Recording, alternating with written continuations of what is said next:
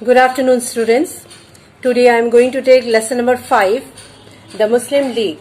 Here we have to study about the factor leading to the formation of the Muslim Leagues and its objectives. Brief mention of the significance of the Lucknow Pact, that is 1916. Now, the first point is the growth of communalisms. The Hindu and the Muslims lived together for many centuries in India. The Hindu and the Muslim both took part in the 1857 war, that is the first war of independence, in which the British realized that they have to break the unity of the Hindu and Muslims. They encouraged the communal force to wreck the national movement from within. They duped the Indian national movement as a movement for establishing the Hindu kingdoms in India and encouraged the Muslims to set up their own separate political organizations. It was the British policy of divide and rule that led to the rise of communal trend and to the formation of the Muslim League in 1906. Now, what are the factors that led to the formation of the Muslim League? There was certain factor: loss of sovereignty of the Mughals rulers. The British established their sovereignty or their supremacy in India after dethroning the Mughal rulers who were the followers of Islam.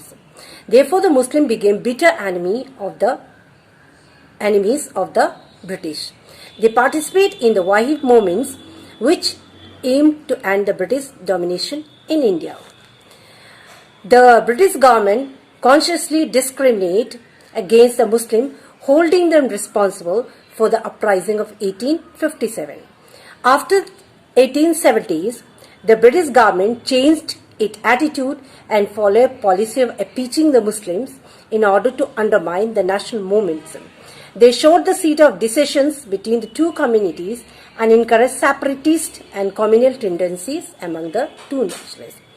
British policy of divide and rule. As we know, it was the British policy of divide and rule which led to the formation of the Muslim League, and they tried to create a hatred among the Indians and Indian Muslims and the Hindus. They consider the Muslim rulers as plunderers and the Hindu rulers as cruel kings to the Muslim subjects. They try to utilize the caste structure, that is, they turn the non-Brahmins and the upper caste against the lower caste. They treat the Hindu, Muslim and the Sikh communities as separates and accept their communal leaders as a representative of all their religions, co-religious representative. They try to separate or spread communal hatred through press and poster, legislatures, literature and public platforms. At the same time, another point was the backwardness of the Muslim community in education and trade and industries. The upper class Muslim comprising Jamidar aristocrats during the first 70 years of the 19th century were anti-British. They were conservative and hostile to modern education. Because of this, the number of Muslims educated in Western system of education remained small.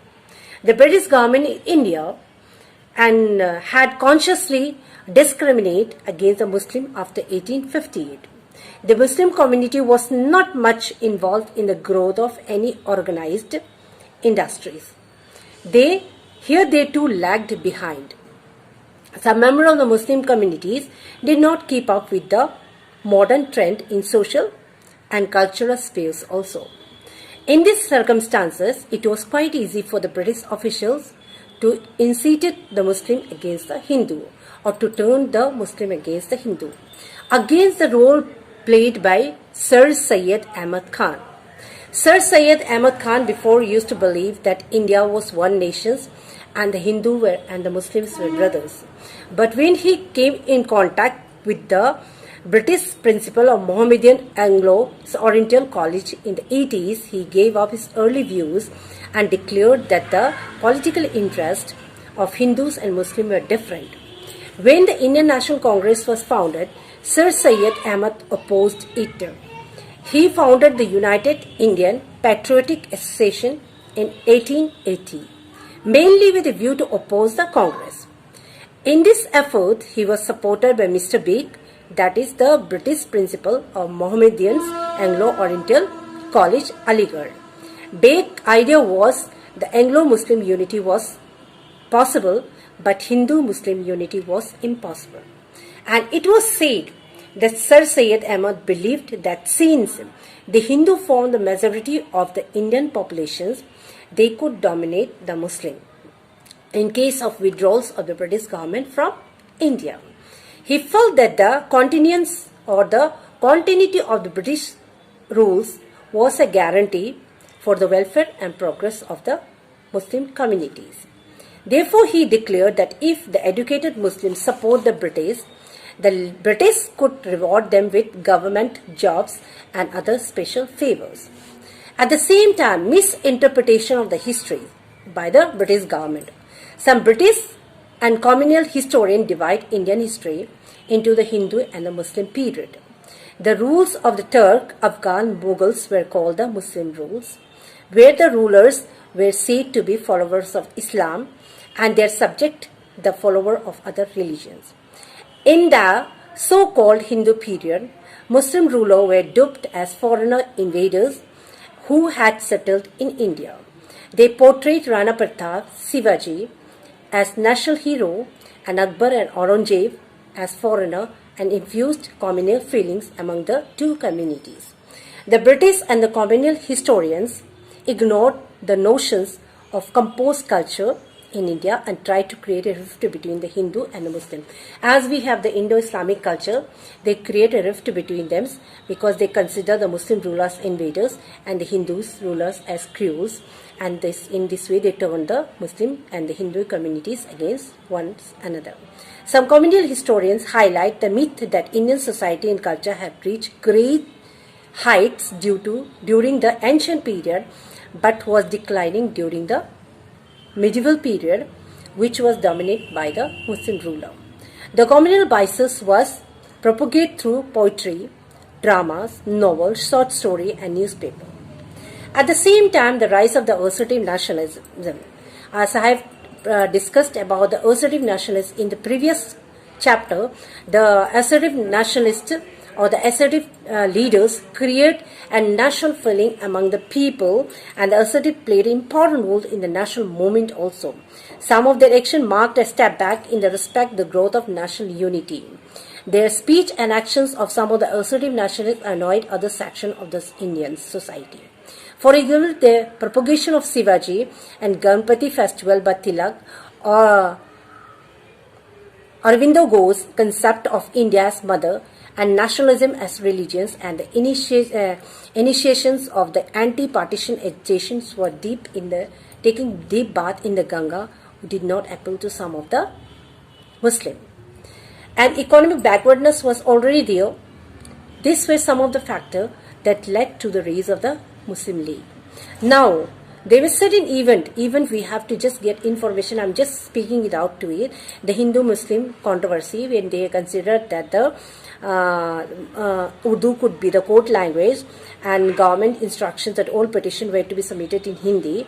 So I am just giving it for information only. Foundation of the Mohammed Anglo-Oriental College in 1893 and the Aligarh politics was there.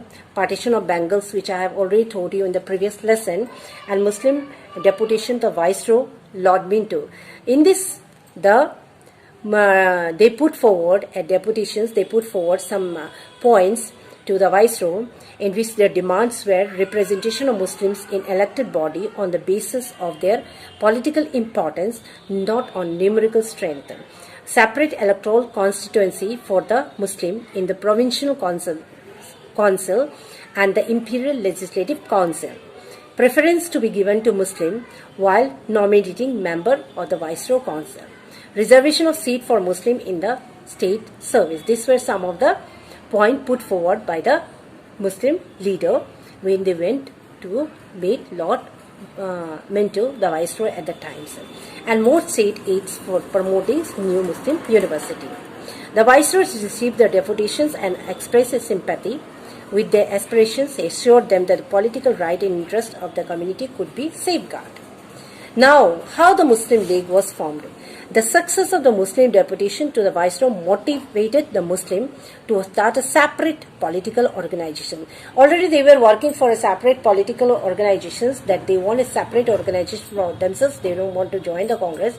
So, Nawab Salimullah of Dhaka took the initiative. In December 1906, when eminent Muslim leader assembled at Dhaka in connections with the Mohammedan Education Conference, he arranged a meeting to consider such proposal. And the proposal to form a central organization for Muslim was accepted, and political association All Indian Muslim League was set up on December 30, 1906. Under the presidency of Nawab Salimullah, Aga Khan was elected as permanent president of the Muslim League. Its headquarters was to be Aligarh and its central office was set to Kolkata, that Lucknow, in 1910. What were the aim and objectives? The aims and objectives of the Muslim League were to promote among the Muslims of India support for the British government, to protect and advance the political right and interests of the Muslim, to prevent the rise of feeling of hostility between the Muslim of India and other communities. These were the aims and objectives. Now, what was the impact of the Muslims on the national movement? League ruled in the beginning. Government support to the League was there, and Congress and the League was there. Partition of the country on communal lines started. Lucknow Pact was signed in 1916 when both the Congress, which was rift in Surat splits, came together and signed the pact. Circumstances leading to the Lucknow Pact were international event were there, national event were there. Changes in the objective of the Muslim League was there. A compromise between the two faction of the Congress was there. Now, what was the clause of the Lucknow Pact? Evaluations of the Indian Council was there. Provincial legislature was there. Minority in elected bodies. Limitation of the imperial legislatures. Imperial Legislative Council. Power of the Legislative Council. Autonomy in provinces and Viceroy Executive Council. Significance of the Lucknow Pact was there. Hindu-Muslim unity. Unity within the Congress. And pressure on the government. Necessity to pacify the Indian. Drawback of the Lucknow Pact was that the Lucknow Pact did not involve the masses. It was confined only to educated and rich Indian, Hindu and Muslim. The Lucknow Pact seemed to have laid stress on the separate interest of the Hindu and the Muslim. By accepting separate electorate for Muslim, the Congress lost its secular character. The Pact provided for Muslim representation in the council in excess of the propagation to the total population. Lucknow Pact was a temporary truce between the Congress and the Muslim Leagues. And the Muslim League still remained as separate with a communal outlook, and Muslim political interests were separate from those of the Indians. So there were circumstances leading to the formation of the Muslim Leagues, and the unity pressurized the British to introduce reform after that also. So, this is about the Muslim League, the formation of the Muslim League. What are the factors that led to the formation of the Muslim Leagues? Let us continue our next lesson, and this much for today. Thank you very much, dear students.